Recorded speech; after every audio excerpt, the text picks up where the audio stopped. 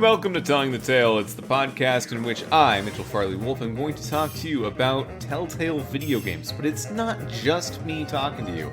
It is not just me talking to myself. I'm here with a person, and that person is my, as per usual, co-host, Dustin Jackson. How's it going? Good. I'm glad you clarified your Mitchell Wolf, because if you didn't, I would have thought I was doing the podcast with Patrick Warburton for a second. Is that, did I... You started with, hello and welcome. Hello! Welcome to Telling the Tale. Sometimes I think about, like, have I ever seen me and Patrick Warburton in the same room at the same time? No. And that could just be that we're very different people and don't go in the same circles, or we're the same person. A lot to think about there. Or he's hiding in our friend circles as someone else. Or he's hiding in one of your friends, which is me. He's hiding in me. He's inside you like Mufasa. Wait. So yeah, Back to the Future, the video game. Episode 2, Get Tannen, was released. We're gonna get Tannen. We're gonna get Tannen this time. We didn't do that last time, but this time we're gonna get him. It was released on February 17th, 2011, 2 months after the original episode came out. So now we're in the thick of the season. That first episode was sort of released on its own. Now we're in it. Now this is for realsies. It was directed by Peter Tsakel. Peter Tsakel. And designed and written, again, by Hartzell and Stemmel. So we're getting a lot of the same DNA. What do you think of this episode? I liked it. The thing about this episode is it really does feel like episodes 1 and 2 should be like one episode. I feel like there's... If I think of them as one episode, then I'm like, oh yeah, this was pretty good. There was a lot going on. But if I think about either one separate, it's like, well, not really that much happened. I do think I enjoyed this one more than episode 1 for some reason. I don't know. When I was going through it, I thought it was a little more interesting, but it really, you're just in like the one spot again. It's all the same character. You get like 1 or 2 new characters. But it is good. It's just so weird. It feels like an episode got cut in half, and if they were together, it would be great. But since they're separate, neither one really feels like a full episode. Yeah, Back to the Future, the video game. It's not called that. It's called Back to the Future, the game. Is turning out to be a lot more serial than episodic so far, which is... it's a first for Telltale games, for us at least. I'm trying to think if that's ever happened before this point. Maybe Monkey Island a little bit. But each episode of Sam and Max is so different from each other. Even every episode, like every case within CSI was so different. Every Strong Bad episode was very different from each other. And we're not really seeing that anymore. I think we talked last week about how I assumed going into this, like, hey, Back to the Future, but 5 episodes. I bet every episode is a different time period. And we're already, like, not doing that. Yeah. We've had 2 episodes with the same time period. Well, kind of. And we'll get into that. That's not exactly the case. But it does some interesting things here. I think I agree. On its own as an episode, it's not very solid, but it's paying off a lot of what made episode 1 feel sort of lackluster. So I'm enjoying that. That's exactly how I feel about it. Where, like, I can't say that I didn't like this episode or even that I thought it was bad at all, but it's just weird the way they did it. 'Cause yeah, so what makes this episode interesting is that we did have the first episode to kind of start building up these things. And then the only reason this episode is that interesting is because we played episode 1. Because, like, if it were just this, I think it might be even a little bit less interesting than the first episode if it were just it on its own. Just because in the first episode, you know, we had meeting young Doc Brown. Yeah. That felt like a big moment. In this one, you just go in the speakeasy, which is a nice new environment. You meet some new characters there, but not a whole lot else really happens. It just feels like the payoffs to that first episode, yeah. Well, let's talk it out. Let's talk through the structure of this episode. Yeah, let's do that. So the stinger last week was you see Marty starting to fade out of existence, and Doc Brown can't find Einstein, and you don't know why that's happening. And this week, that's immediately answered. You look at the newspaper and you find out that Arthur McFly has been murdered by Kid Tannen in order to keep him quiet, so he can't testify all the financial stuff that's been going on within the mob. It's interesting because, like, this is obviously bad. You don't want Arthur McFly to die, but when you listen to him talk, you kind of get it. Well, yeah, I mean, you got that Crispin the performance kind of the performance of not Crispin Glover kind of grew on me just because of how pathetic it sounds. But still, it's like, oh geez, I sure hope Kid Tannen and his gang don't come and kill me. It'd be a bummer to get murdered today. Let me write down my address. He's such a loser. Yeah, he's great. I don't know. In the Back to the Future movies, they really stress how, like, all of the past McFlys have been just chicken shit losers, and and then, like, Marty just isn't. And I always wondered, like, it doesn't seem like they answered this. Why isn't Marty a loser? Maybe because he didn't want to be like his dad. Maybe his dad being such a loser made him be like, "Oh, geez, I don't want to be like him." Yeah, but now we know his dad had the same dad, and also, like, the Wild West Eric McFly, was also pretty cowardly. Yeah, I mean, maybe Marty's just the first one to want to break the chain. Yeah, but what causes that? I wonder if there's like I wonder if maybe it's the intervention of Doc Brown in his life, from a young age, grows him up to be a little more bold. Yeah, he wants to be just like Doc Brown, who is notoriously very cool. Yeah, I think he's cool. Yeah, I mean, he's not. The thing is, he's not cool in the same way. He made a rocket cool car character. in 1931. It's pretty neat. Yeah. So you find out that's why you're fading out of existence, and then a cop comes, and he wants to shoot Doc Brown because he thinks he's the arsonist that burned down the speakeasy. Yeah, this part of the game is very much Walking Dead, where you have to, like, move around the car and not be seen by this police officer. This is... You do, like, a ton of this in Walking Dead. This is my least favorite part of Walking Dead. This is really dumb and boring. I don't like it. It's better in Walking Dead than it is here. Here, it feels like there's no concept. I don't even know if you can get caught by the cop. I never did. I don't think you can. I think if you linger in a place where the cop is going, Marty automatically moves to a different part of the car. Yeah, that sucks. In Walking Dead, it's more like actual consequences. Like, you have to actually keep moving or, like, stay hidden. Okay, that's better. Yeah, I'm just saying I can see where that sort of design first started popping up. It had similar vibes, even if it's not quite there yet. Mm-hmm. Eventually, Doc drops his keys to the DeLorean so Marty can pick him up and drive off while Doc, stalls for time or something. And Marty goes to a bold time period 6 hours earlier that same day.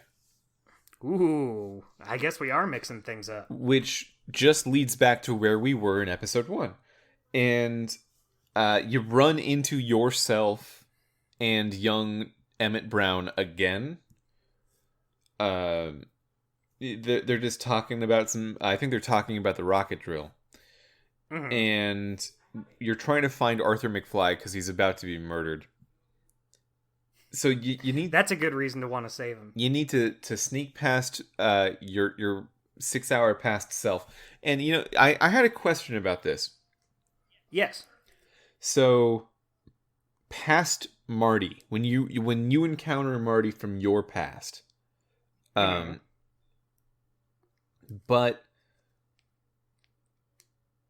it's not the same past because, like, you trick Einstein to go into a different place in order to distract Marty so you can walk past him. Yeah. When you do that,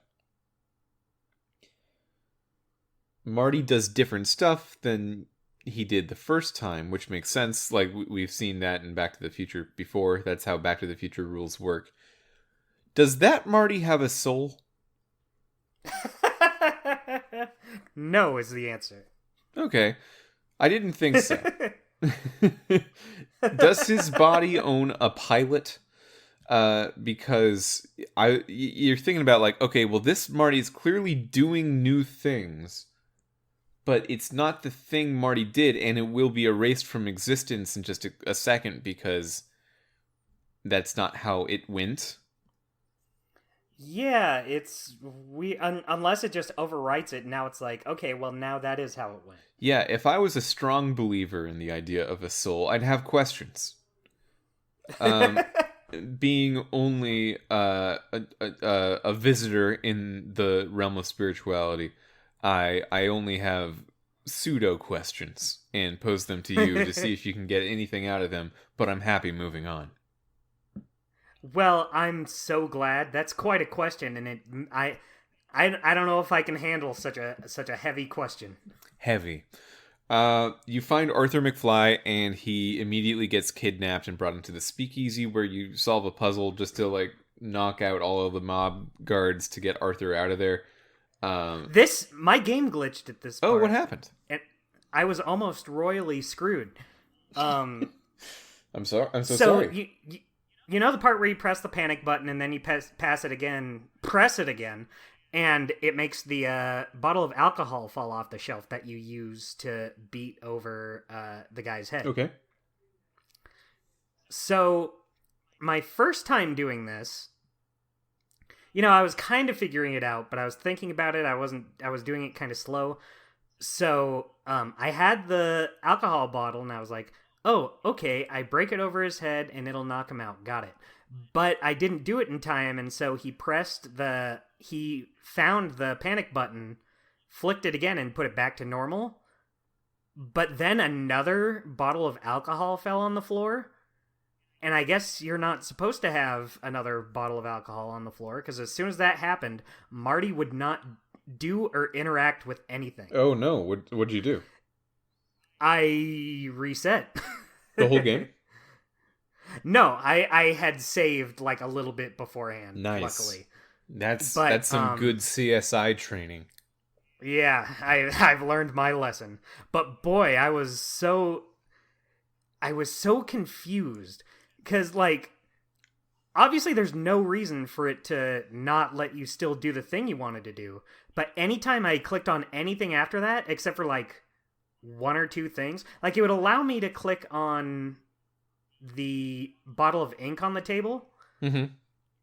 But anything else, Marty would just say, I don't know what's that supposed to do. I don't know what I'm going to do with that. Like, it wouldn't even let me, like, press the panic button again to hit him with the alcohol bottle. Anytime I tried, he just said, no. Yeah, and something that later Telltale Games was criticized for a lot was not fully bug testing all of the episodes as they would come out, because they were on such a tight crunch to release all the series. So I think this might be something that we're going to start to see more of, unfortunately, as time goes on. And we'll have to use our old friend, the save button, more often. Luckily, I don't remember hitting any bugs anytime I played Walking Dead, but you never know with such a freak accident could occur. You never know. So you rescue Arthur McFly and you tell him, keep an eye out for Sylvia, because Sylvia is the name of Marty McFly's grandma. And also don't like be around. You gotta be here, but like just be chill and don't talk to anyone for the rest of your life. And Arthur McFly does not take this to be the like social death sentence. It absolutely is. So he says, "Yeah, sure, I'll do that for sure." I'd love to not talk to anyone. I was planning on doing that anyway. Now, Biff. And then, so with that theoretically all tied up, now you go back to 1986, where it seems like everything's fine, but it isn't. And you go to your house, you find out that your dad's in a wheelchair and that you've been driven out of town in this universe. And Biff shows up, and it's Biff and also two very identical looking siblings who are named like Cliff and Fliff and Tiff and whatever. I did not get their names. I think one was Cliff. Yeah, one was Cliff, and now I can't for the life of me remember the other one. Okay, Ziff, Yiff. It's not Yiff. Yeah.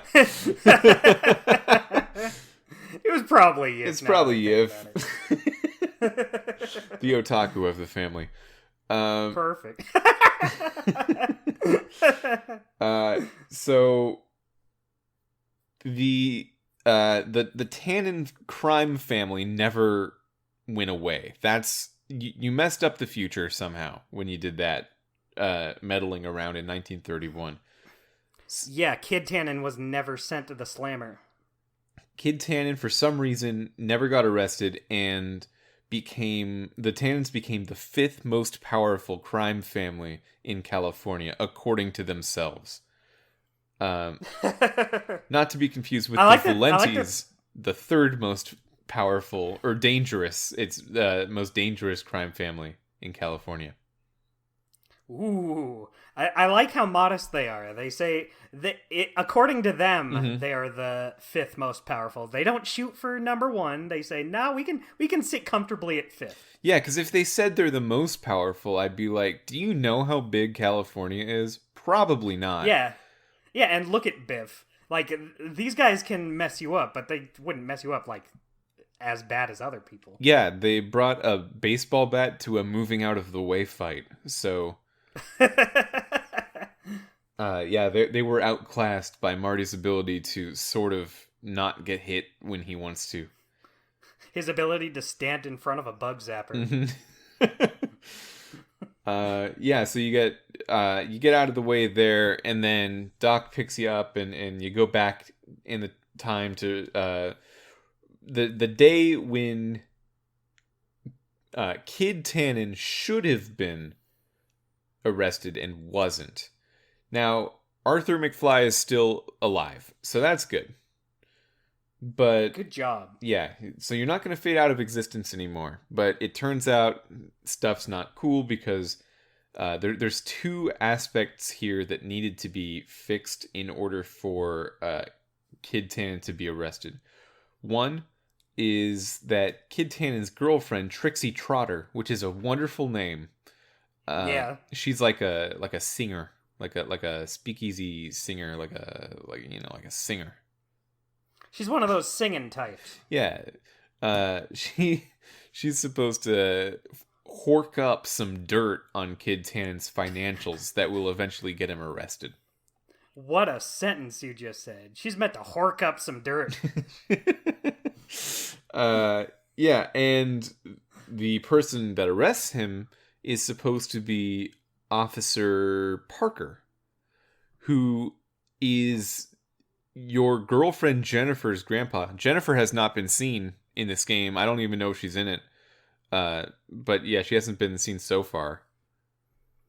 Yeah, it's interesting. Didn't they recast her for Back to the Future 2? Yeah, Jennifer in 2 and 3 is a different Jennifer than in Jennifer 1, or in Back to the Future 1. All right. So I don't even know which of the two Jennifers it would be if Jennifer was to appear in this game.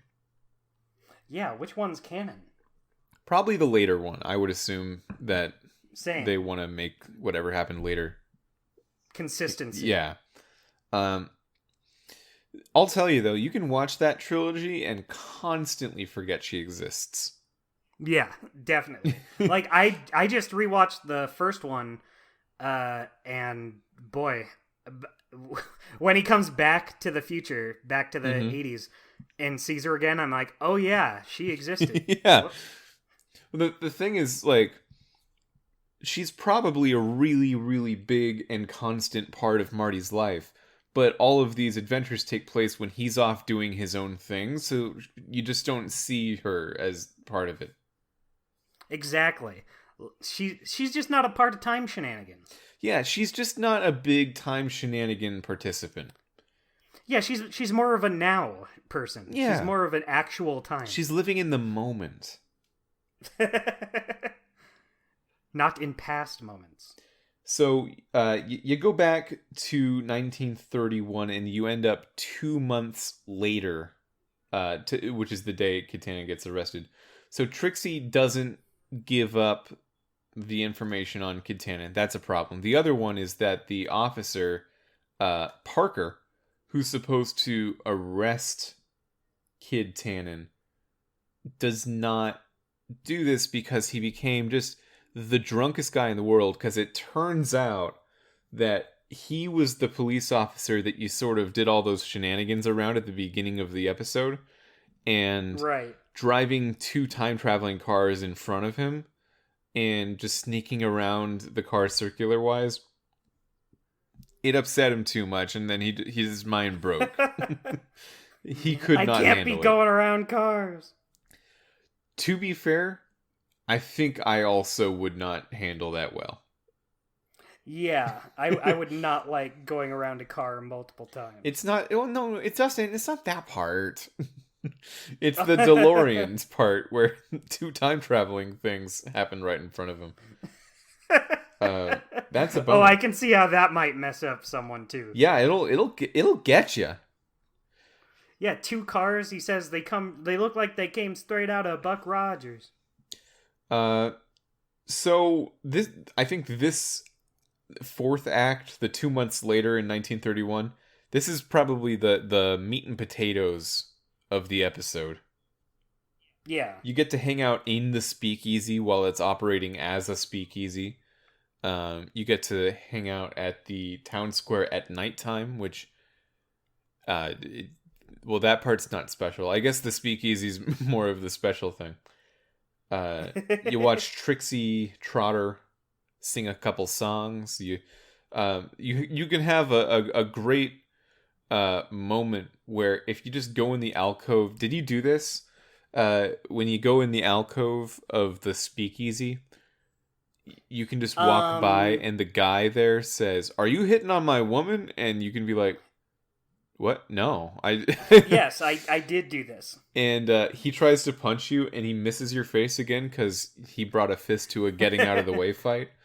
And he gets thrown out of the bar, and then his girlfriend immediately is like, "Yeah, no, water under the bridge. I'm not mad about that. Do you want to hang out though?" I love that.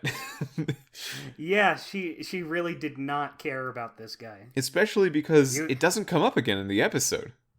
It doesn't tie into anything. It's just a fun little thing. It seems completely optional too, so I don't think it can tie into future things, because you might not have done it in this episode. Maybe it ties into it if you did it, because like a lot of memory. Yeah, like a lot of this series feels very early Walking Dead. There are things that people remember about the choices you make, like the fake name you pick. No, but I picked a different fake name, and then it just called me Michael Corleone all the time. That's not what they called me. Wait, what are they calling you? They call me, what is it? Something Callahan. Wait, really?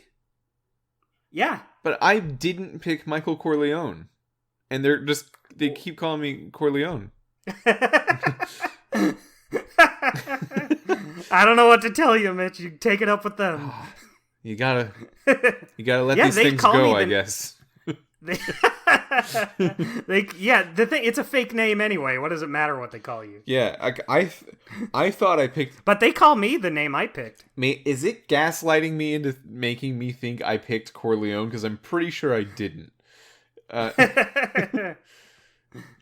They're like, nah, you did. Okay, so I guess the episodes do communicate with each other, at least for you. They don't for me, but or they do for me, because the first episode also called me Michael Corleone. I don't think I picked it.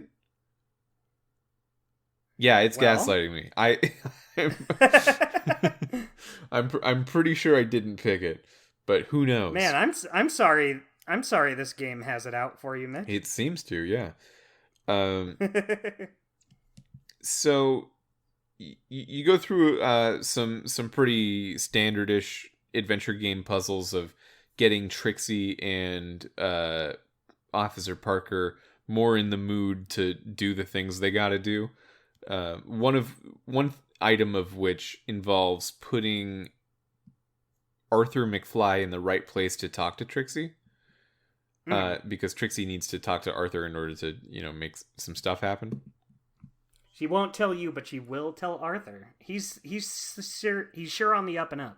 Yeah, she really likes Arthur to the point where I don't know what happens later in the story, so I don't feel bad spoiling something by guessing the resolution of something. So I'll say this: I'm pretty sure she is Sylvia, like that's her real name or something. Yeah, I mean that's what was implied. I thought they said that like earlier in the episode. They did not say her name was Sylvia. No. In fact, the episode ends with I got it. Well, yeah, it seems like it, but the episode ends with Marty and Doc flying away, and Marty says, "Is it okay that my grandpa's with Trixie, even though that's not my grandma?" And then Doc says, "Well, it's fine. Let him sow his oats. Let him sow his seed. He'll get with your grandma later. Your dad's not born for 7 years." What a good Doc Brown impression that was. No, I threw it. I didn't try, Dustin. Don't judge me on this one, okay? Okay. Don't worry. I didn't try. I can't try a perfect Doc Brown every time. Come on. Cut me a break. Now, Biff. Now, Biff, you did your Doc Brown impression. But yeah, so they're talking about it during the end scene of the episode. Like, this is not Sylvia. Huh, I could have sworn they, like, flat out said or implied it earlier in the episode. I mean, I think it is implied, but Marty does not think Trixie is his grandma. Yeah. At this point. I get you. Yeah, and I'm sure that will be the reveal. But maybe not, because we've got a fun end stinger of the episode. Let's get to it, though. After Parker decides to arrest Kid Tannen, Kid sort of hides out in a nearby building, taking Edna, the journalist lady from... We talked about her last episode a lot. Takes her hostage, and in a interesting shootout puzzle mini game sort of thing, you light the building he's in on fire, and he that seems like overkill, but I guess what choice did you have when he's shooting at you? Yeah, for real. And then he goes to the roof of a different building and takes young Emmett Brown hostage. And then you throw Kid Tannen in a remote-controlled rocket car that Emmett built, and then old Doc Brown uses the controls to fly the car around and into the ground and basically knock Kid out so he can be arrested. How did you feel about this big climactic scene? This was the big ending of this episode. I think it's mostly because we've done a billion of these this year. I've played so many adventure games this year. Yeah. Listener, it really doesn't matter who you are. I've played more than you. Yeah, sorry. Sorry, Chief. Even before this podcast started, I played at least 10 LucasArts point-and-click adventure games this year. Wow. Yeah. There's a lot that happened. So these, like, boss battle sequences are really just... They don't do it for me anymore. You've had your fill and you're ready to move on. Yeah, and I can't tell if it's an unfair judgment of just these sequences as a whole because I've seen so many of them, or if it really does feel like a deteriorating cleverness because, like, the thing you would try was tried to death in the 90s already, so now they're like, well, how do we make it not like that scene in Monkey Island where you're hanging over that cauldron? Or how do we make it not like the Brady culture fight in Culture Shock and Sam & Max 101? Like, how do we make it not like that? That pinnacle of design. Yeah. That how do we not make it like that amazing classic scene with Brady culture? Where you convince Brady culture to tell his own underlings to attack him. Yeah, it's do you think it might just part of me thinks it might be because before CSI we had just done Sam & Max season 3, which I think had some great end of episode climaxes because they're able to mix it up a little more with like Max's psychic powers and such. Plus maybe I just cared about him a little more than I do Back to the Future. I like Back to the Future, but I'm not as into it as I am, like, getting Sam & Max out of this crazy caper. But, yeah, like I said, season 3 of Sam & Max had, like, the Max psychic power. Remember the big Charlie Hotep finale in episode 4? Where you, like, you use the rhinoplasty that's one of the best ones toys of all time. Yeah, that's great. And then these two, for these last couple episodes, have just been pretty standard and easy. Yeah, so much of adventure game, like what makes a good or bad adventure game is very different than almost every other genre of video game because it depends not very much, honestly, on mechanics. It's so much just about scenario and writing and set pieces and characters. And because the goal of an adventure game is to emulate a world. And this shootout with Kid Tannen here, I'll say I liked it more than the truck one from the last episode. Agreed. Where you're just getting Doc out of the truck.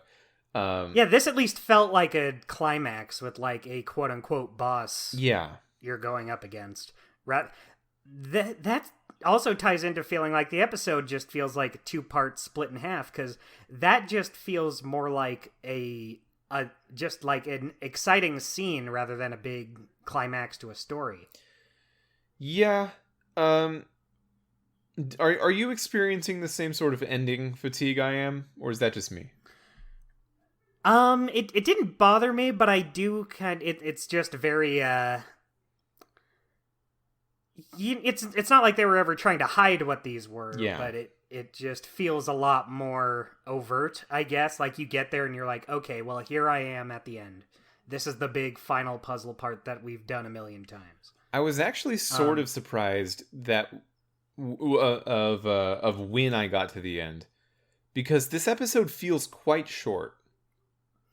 I feel like both of them do. Both feel very short. This one even more so. But I do think I liked it a little more. I liked all the speakeasy parts. I like Trixie Trotter. I like the and even this ending. I don't think it's like necessarily a bad way to end the episode. I was kind of excited. The shootout. I was like, oh no, I'm being shot at. I better solve this puzzle. Yeah, I mean, like, I knew we were at the ending as soon as Kid Tannen started shooting at me, but before that, when Kid Tannen was in hiding, I thought, ooh, how are we going to coax him out of hiding? And then you just find him. It's like, oh, we're here. And it felt like maybe there Yeah. was another act that was cut there of, like, how do you find Kid Tannen once he's in hiding? I agree with you. It feels like I wonder if because these stories are kind of structured a little bit more like a story, instead of doing the usual Telltale 4-act structure, they're going for a more 3-act movie structure. Because, yeah, you have the beginning part, and then you have the part with the speakeasy, and then you have the shootout. That's it, really. To be clear, I am very. I said to be clear and fair at the same time. So that's to be Claire. To be clear. Here's All right, something Claire would say. Claire would say that they're very much in the mood for shorter episodes after having to do CSI, which nearly broke Claire. Yeah. So Don't worry, Claire. It's welcome. The episode length is welcome. It's just surprising. It feels very short, especially compared to CSI or, honestly, Strong Bad or Sam and Max. If this episode length keeps up, this is the shortest one since, like, Bone. Yeah, I agree. I'm fine with it just because we've done so many of these so far. And I love playing them, but when you have to do one every week, it gets to be a little... It starts to feel like homework a little bit, even if they're good. This was under 2 hours for me. I think it was for me, too. Usually it's a little over 3. So that's a big... Yeah. That's a big difference. Something I wrote down in my notes is... anytime Einstein shows up, you know what the solution to the puzzle is going to be. Yeah, you just make him smell a thing and he'll find the person. Here, smell this, boy. Yeah, it's a little eye-rolly when you're like, all right, I wonder what I do here. Yeah, you find Arthur McFly by giving Einstein his pipe. You find Kid Tannen by giving Einstein kids flask. Mm-hmm. Yeah, if it has a smell, you give it to the dog, and then the dog finds the thing. Yeah, even in the last episode, you had already done this too, so it's a little deflating. Maybe it would be a better puzzle if the dog was always around, and you doing this is more prompted by thinking about the items you have rather than seeing the presence of the dog. Yeah, exactly. You just immediately know what you're supposed to do. But if he was like a Max-esque presence where he's just always there, it wouldn't be so immediately obvious just because Mask-esque. he'd always be with you. What do you mean by that? Max-esque. Oh, Max from Sam. Yeah, I misspoke. I meant Max-esque. I was thinking Jim Carrey's The Mask, and I'm like, what is this? What is this metaphor you're going for? I want to see where this goes. And then it turns out it was just me saying the wrong word. To be fair, saying Max-esque is that's one of the difficult. top 10 hardest words. I've seen that in books. So the stinger here is after you get Kid Tannen arrested, you're young Emmett Brown and Edna go on a date, which is not how it went down. They go to see Frankenstein in theaters. And let's see. Then Trixie and your grandpa go on a date, which may or may not be fine, depending on the reveal imminent that Trixie probably is your grandma. Which goes along with Marty saying that she was hot because that's something that he's done to his mom before in the movies. A surprising amount of times this has happened, Marty. Yeah, maybe there's some sort of genetic disposition there, or maybe it's just some Freudian thing. Maybe just don't say that about anyone from now on, Marty. Yeah, maybe Marty, Jennifer, just it's just her. She's your sister. We looked in the past and we found out that actually you guys are fine. You're not inbred. Just just only that, Marty. There's only one safe person. So you're flying away, and all of a sudden the DeLorean starts acting funky, and you get a cutaway, and you watch Emmett Brown not go to the movie Frankenstein and stay outside and kiss Edna, and then the DeLorean just stops. Doc Brown in the DeLorean, the old Doc Brown, is gone, and you crash into what looks like an alternate present where Dr. Emmett Brown runs everything. Yeah, he's basically in charge of the entire world. Yeah. So earlier in this episode, Doc Brown said it was watching Frankenstein that he... This is such a tech bro move. I kind of love this. Watching Frankenstein and seeing how the hubris of Dr. Frankenstein created this awful monster, he was convinced, yeah, I should do science experiments. That was the point of this movie. I should be like this guy. Yeah, it was like the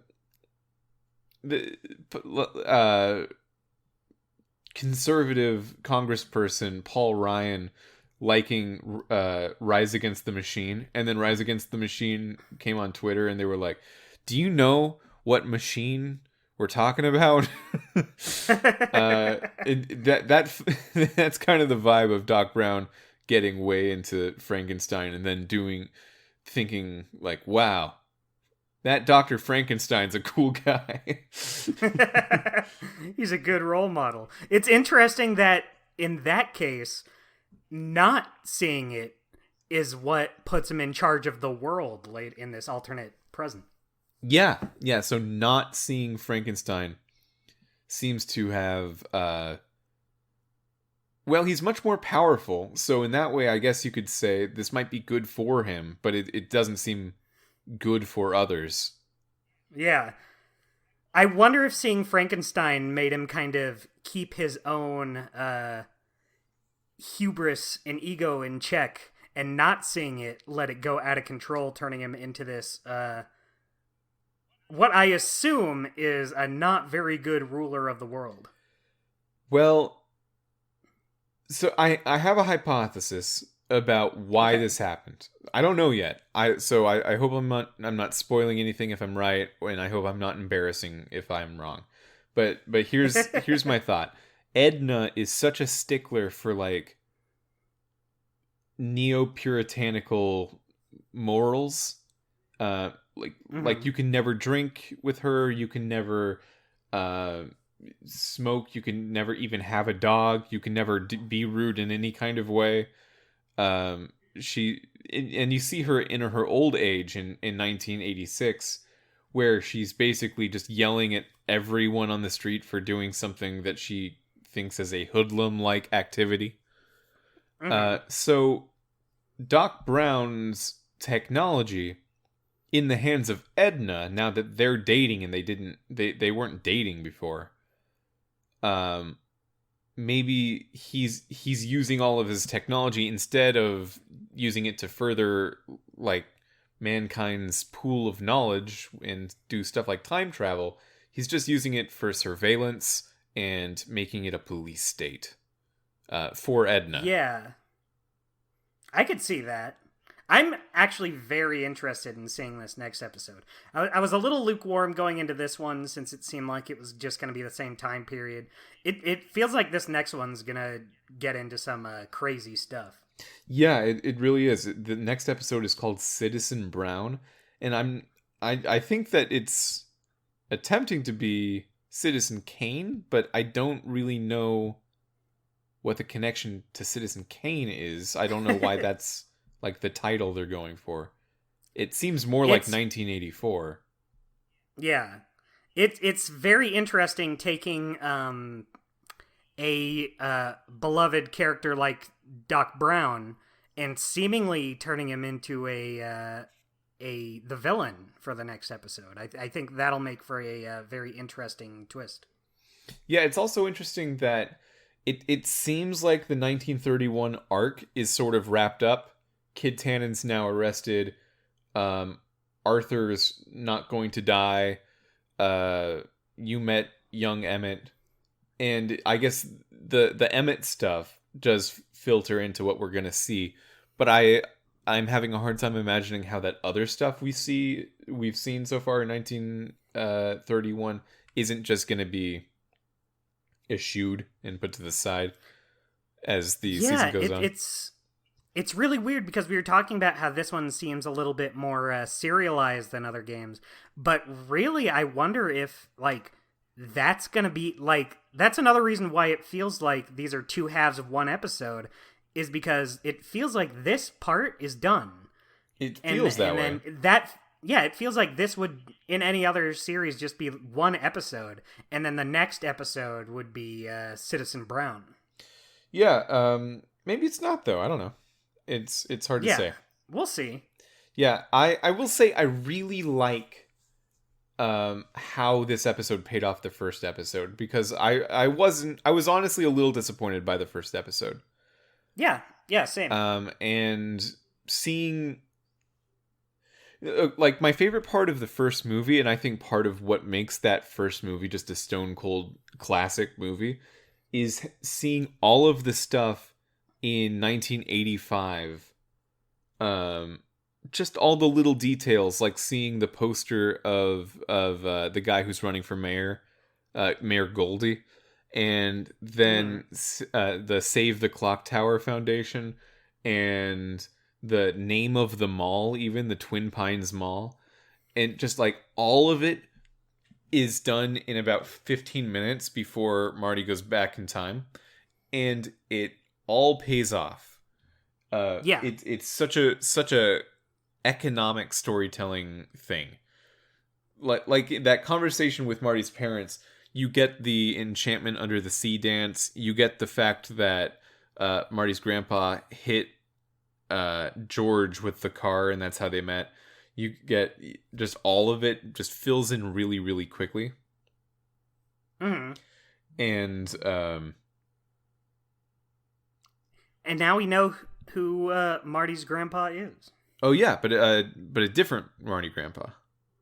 Yeah, Because the Marty grandpa that hit George with the car was Marty's mom's dad, and this is Marty's dad's dad. Yeah. That's right. Yeah. But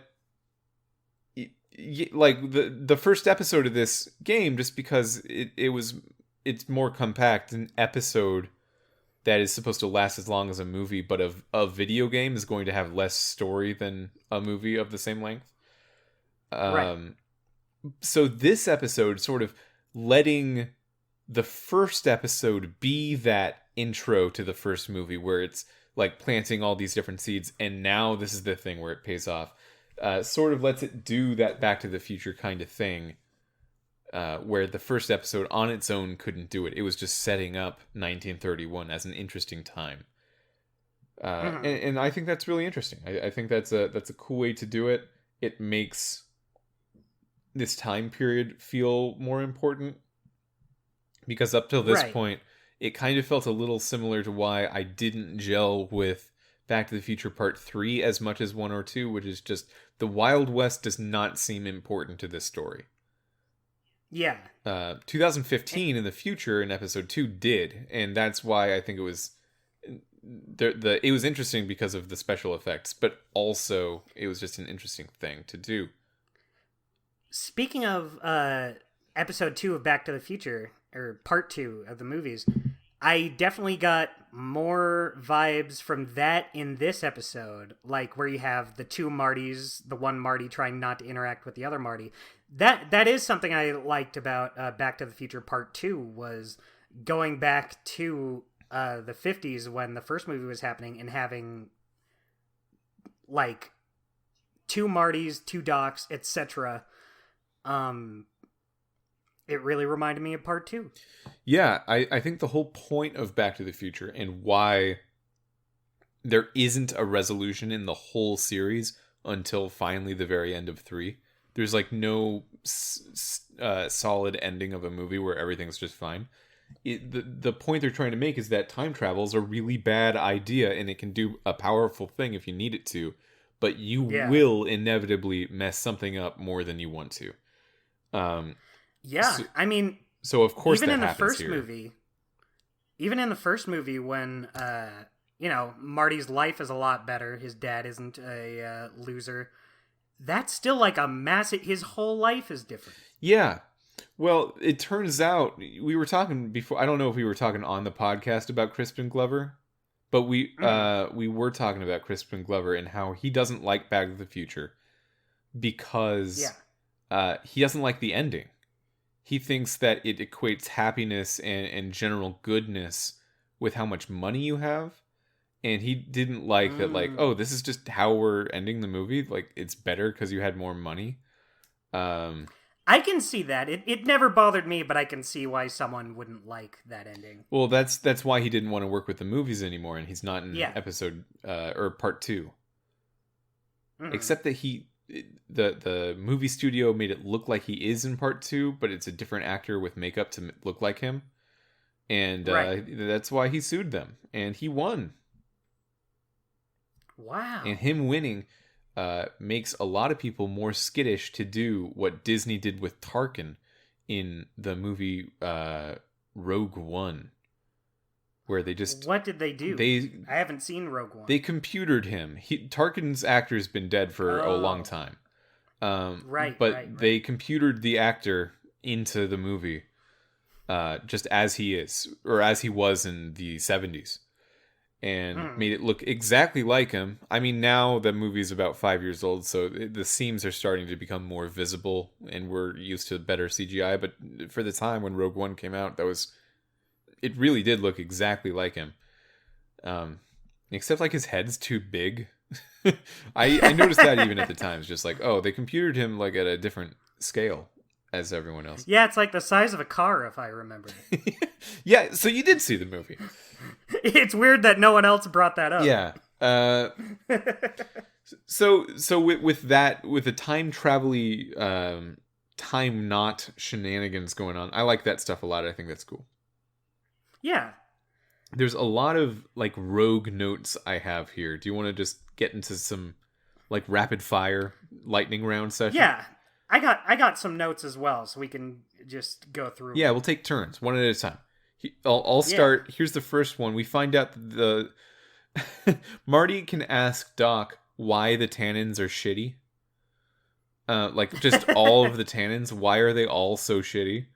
And Doc will say, I don't know. Maybe they have rogue Neanderthal genes. Which is like a weirdly... that's probably it. I don't know if it's racist. I don't think so. It literally is, because it's like a different race, but yeah, that's like a weird call, Doc. That's your assumption.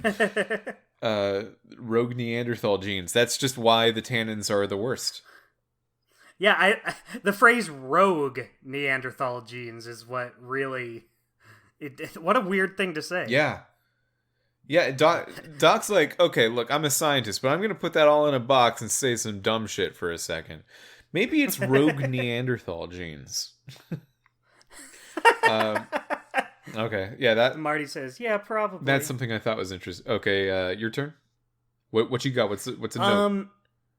So I brought up some of these notes already in passing, but Trixie Trotter is a good name, is one I put down. Yeah. I like names that start with the same letters. Okay. That's the kind of thinking I'm putting into this episode. What would you change your last name to be to start with a D? Other than Daxon. Dustin Dunkelson. Dunkelson, okay. That's not a great one, but it's the first one that came to mind. It does sound like it's the first one that came to mind a little bit. Thank you. Mitchell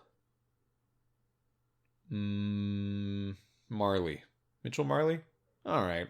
Oh, I like that one's good. Mitchell Marley, you kidding me? You kidding me right now? You kidding me? You just came up with that name? That's a name you put thought into beforehand.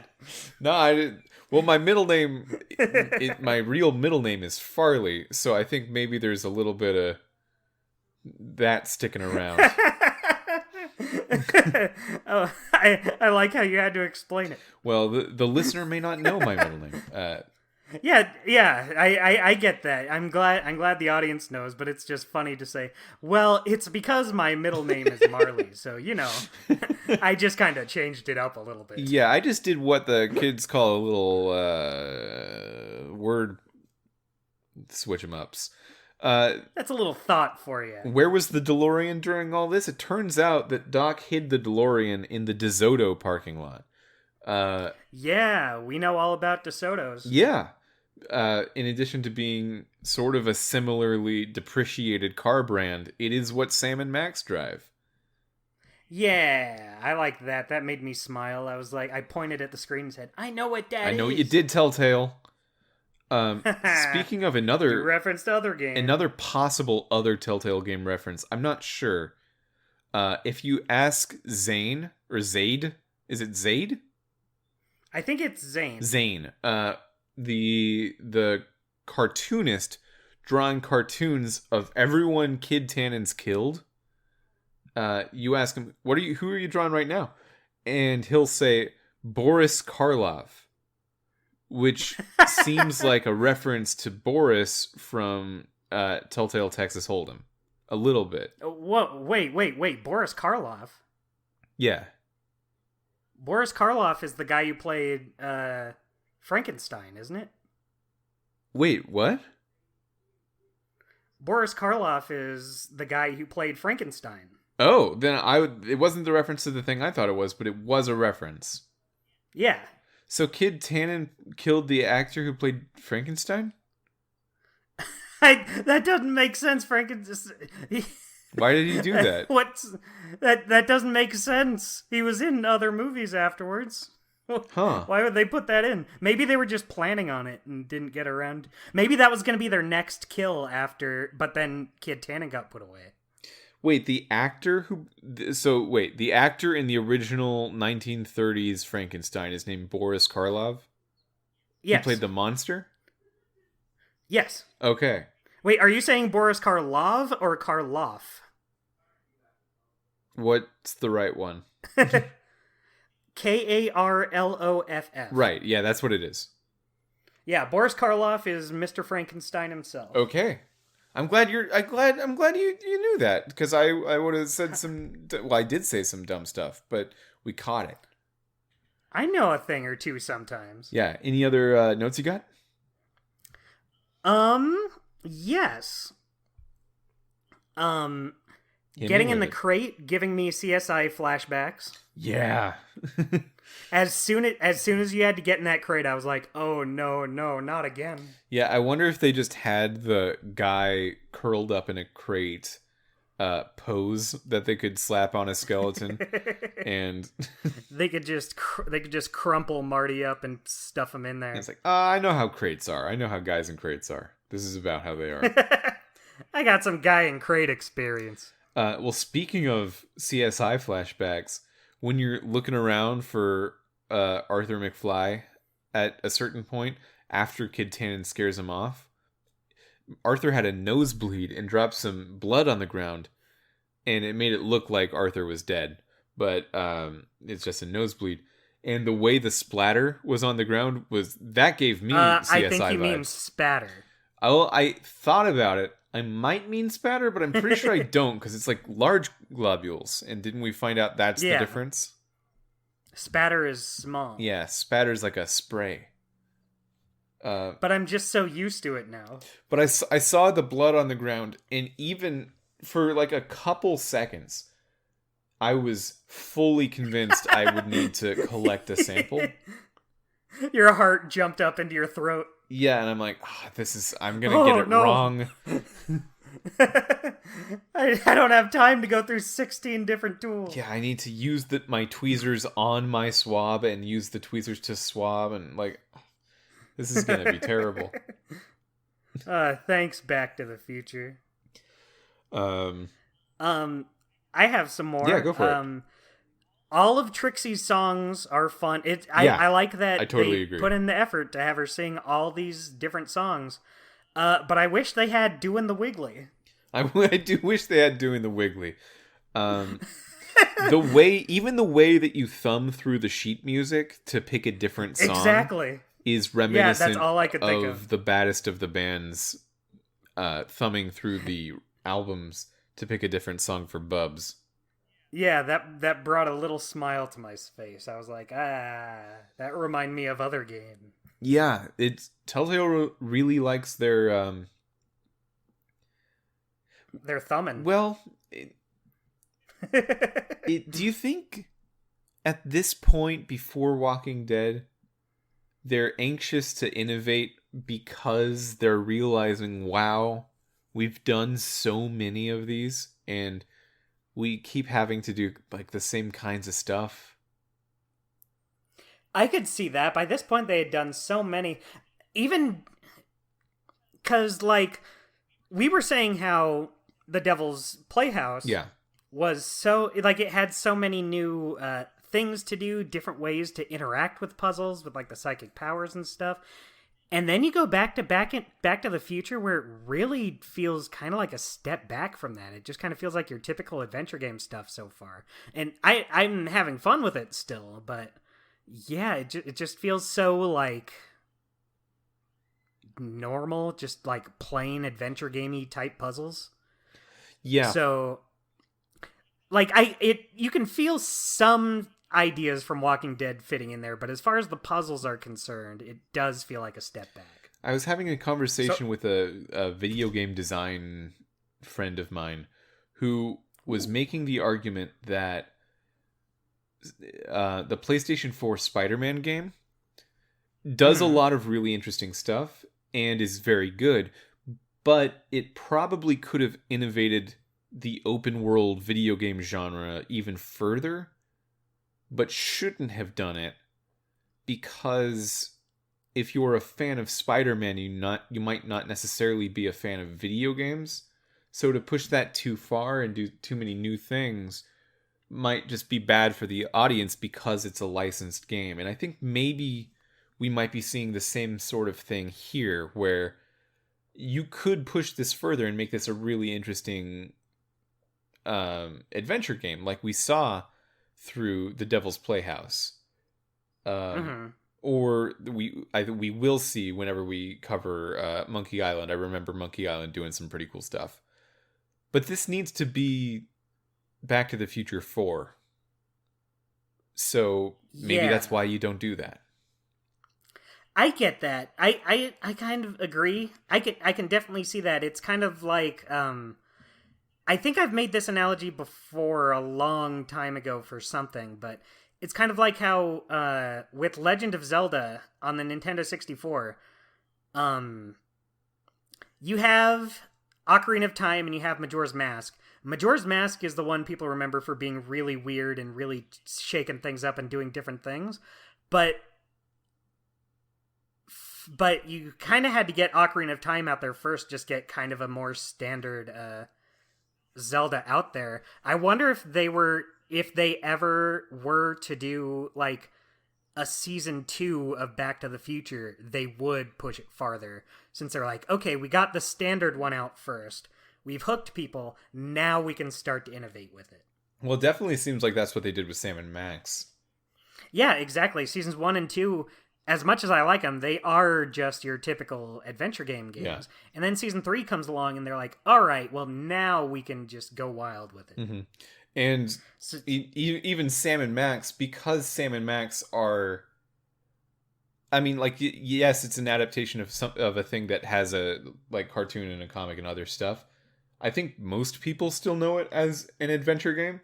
So it's more comfortable being an adventure game and like pushing those boundaries. And then you see Strong Bad, which I think similar to this doesn't push that aspect of it incredibly far.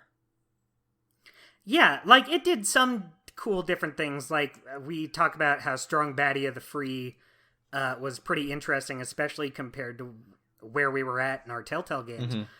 But yeah, overall, you just want a Strong Bad experience rather than a crazy different approach to adventure games. You just want adventure game, but it's strong bad.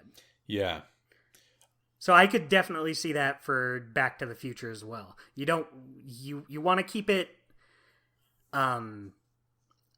what's the word I'm looking for? Undisciplined techno-anarchist. There we go. That's pretty much what I was thinking. That's what Edna calls Emmett, and she means it as an insult rather than the coolest thing I've ever heard. Yeah, she needs to work on that. Yeah. You can't just be calling people undisciplined techno-anarchists and expect them to not be into that. I like the sound of that. What was that voice? I don't know. That sure came out of me, though. Yeah, you really did it. It channeled some sort of like blue-collar comedy catchphrase. I like the sound of that one. Yeah, like a catchphrase-based comedy thing. Get her done tier. Oh, come on, be nice. What did I do to you? Yeah, there's your sign. You know, that sort of deal.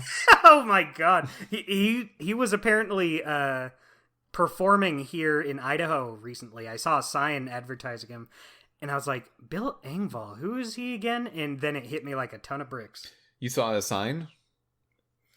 Yeah, and it opened up my eyes. But yeah, there was just a sign like while I was driving, I saw like a billboard saying he was coming to Boise. And I was like, I haven't heard that name in a million years. And then I remembered, here's your sign. Man, And it was like, what sort of joke is that? Imagine seeing that sign and being really psyched for Bill Engvall. Yes! I can't wait. Is that rude? Maybe he's great. I don't know anything about Bill Engvall. He had a TV show. Yeah, I know. How bad could he be? Let's head into our segments. Yes, let's head into our segments. Before you bring up our segments, Mitch, okay. Though, for this one time, I don't know if it'll need to come up again. I actually do have a couple of linguistic gymnastics this week. Okay. So the first one is when Doc says, you may be easy to disguise with your nondescript features. I wrote that down too. Yeah. Marty's just like, nondescript. Yeah. It's like, wow, Doc, geez. Yeah. Cut him some slack. Is this really making fun of Michael J. Fox? Like, does he really have especially nondescript features, or is it just when you're interpreting Michael J. Fox into a Telltale game, you need to give him sort of like a caricature look, and he doesn't have it much that can be caricaturized? Like, I would say the latter. I just took it as a joke at him making fun of Marty. Yeah. I never really thought about it and connecting it to Michael J. Fox. I guess it is, but yeah, I was just like, ha, got him. He's a dumb teenager. With nondescript facial features. Okay. Yeah, it just like something funny you say in passing, but it's like an insult you don't really think of being an insult, and he's like, oh, okay. What else you got? And then my other one, this one made me laugh. It's when you have to distract Trixie to replace her lyrics. And Marty pulls this a lot, but this time really got me. He says, hey, Trixie, look over there. And she looks, but instead of like getting it, instead of knowing like, oh, I should be looking at something, she just says, why? Yeah. That's great. Those two lines made me laugh. And again, overall, we are going for like more movie-based story progressing dialogue, so not a lot of it made me laugh, but those two got it out of me. But I hate to sound like I'm ragging on the writing of the game. It works. It's just there's not a whole lot of lines that are meant to be like big, hilarious showstoppers. Something I enjoy but that's is how we've embarrassed Kid Tannen at this point just so thoroughly. By the end of episode 2, we've put Kid Tannen through so much that, like, he's a bad person, so I guess he deserves it, but those murders he did that based on the caricatures on the wall we don't see those, so I honestly feel a little bad just because the Kid Tannen we've been sold so far is just someone for Marty to put in cow poop, and that's it. Yeah, that's his purpose. Mm-hmm. Every Tannen's purpose in life. But let's hit into our segments. Potent pickup. What's your potent pickup?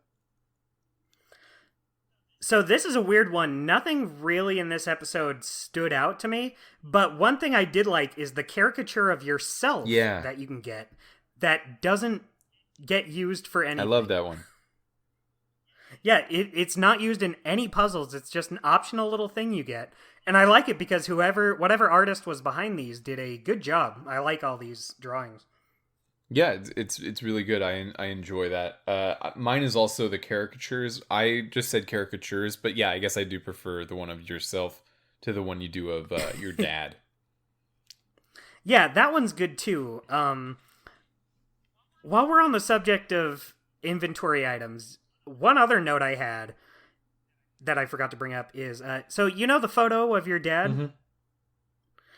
The illustration of it in your items menu is completely different from how it looks in the actual game. Like, it's a totally different picture of it. Like when he pulls it out to get to the Zane?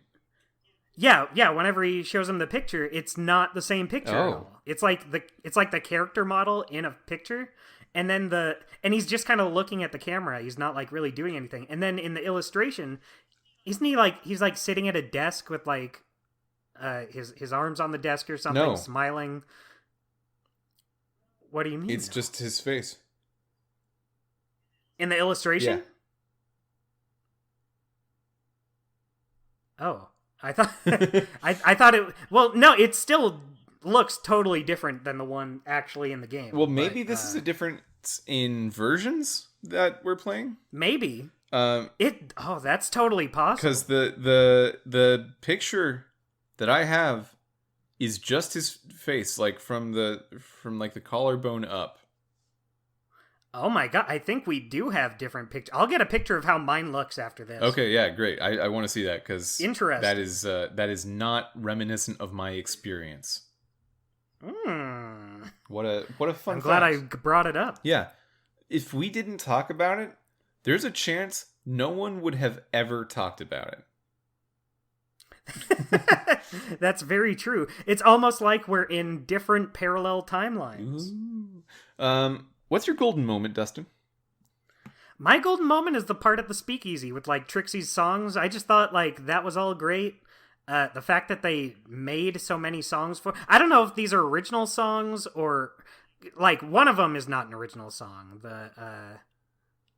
What is it? The happy song. I Don't Care an original song? It might be. I've never heard it. I've never heard any of these songs except for the happy song choice. A lot of them seem like other songs then... and sort of aren't. Yeah. Like they make a diversion into a weird different thing halfway through. I like that a lot. Yeah, I just thought everything here was nice. The caricatures, the guy who thinks you're looking at his girl in the corner. Yeah. It was fun. And it was a nice new setting. Probably the only one. Well, no, we have the alley too, but it's the only one that's like really that interesting.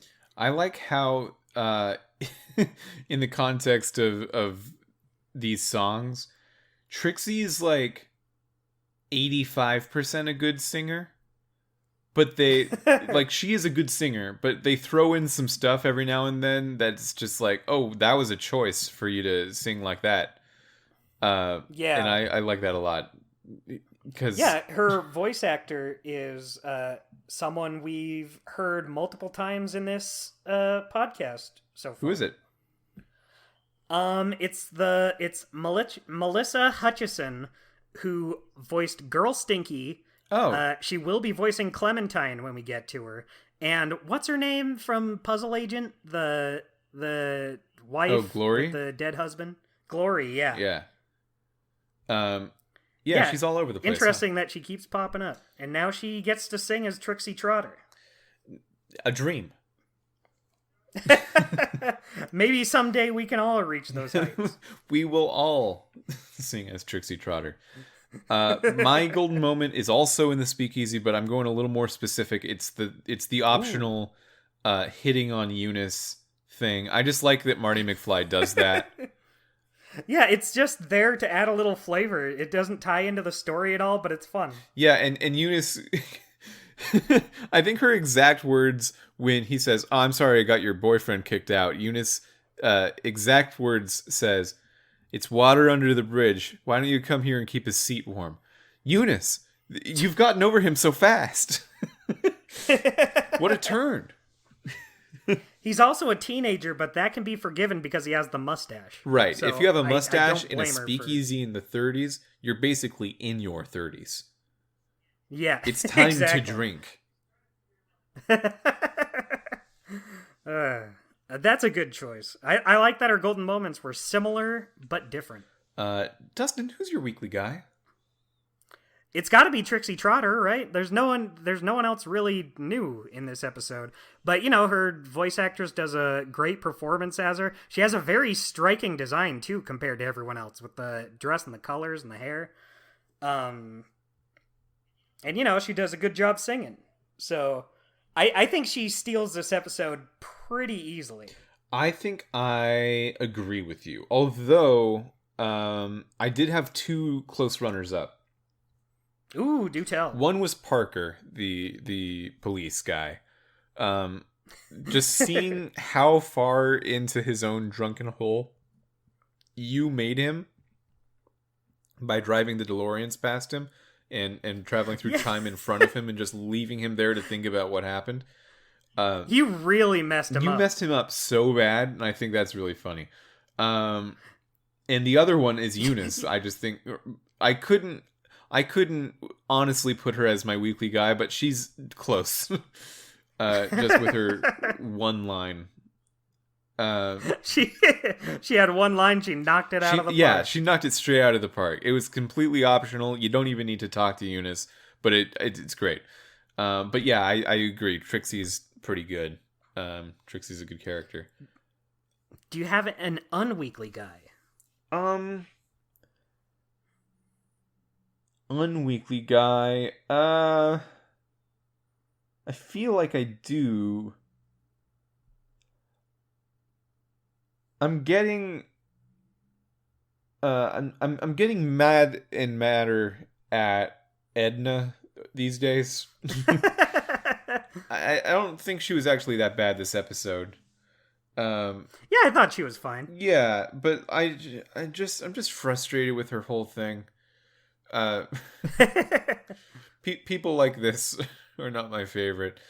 And she sure didn't bring the best out of Emmett Brown, I guess we'll see. Yeah, well, she brought a very strong flavor of Doc Brown into the future, and I'm not a fan of that. So yeah, I guess that's a good reason. I'll tentatively say her. Okay. Do you have one?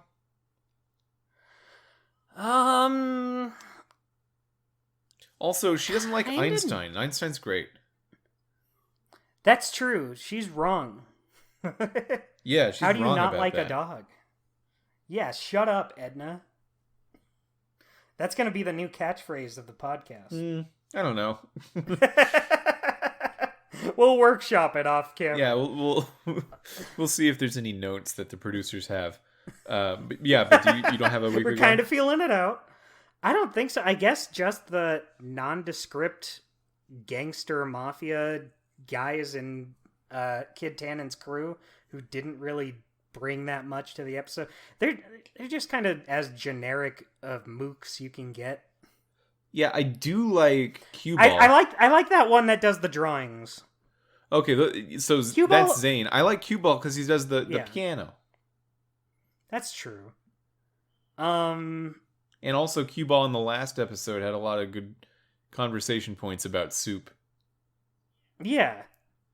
He's a soup guy, he's a piano guy, he's got a lot going on in his life. He's definitely the cultured member of Kid Tannen's gang.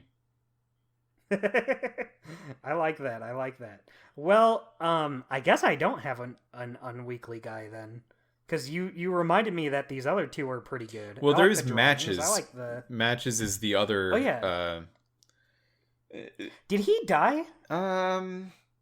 Because in the shootout at the end, I couldn't see him, but it let me select him. Where? It said like matches in the shootout scene when you hide behind the police car.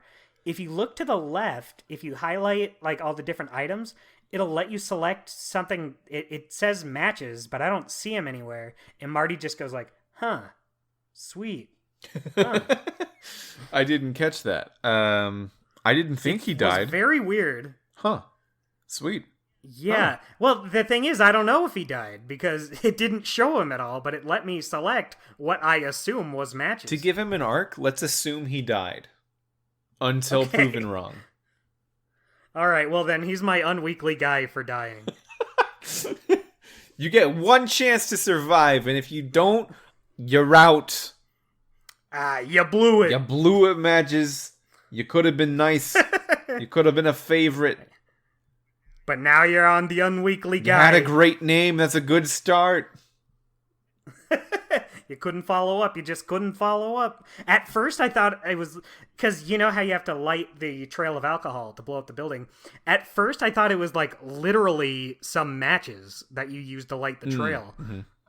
Because I didn't see anything. And I was like, oh, I guess that must be matches in the garbage. Oh, I guess not. Because then you use the gun.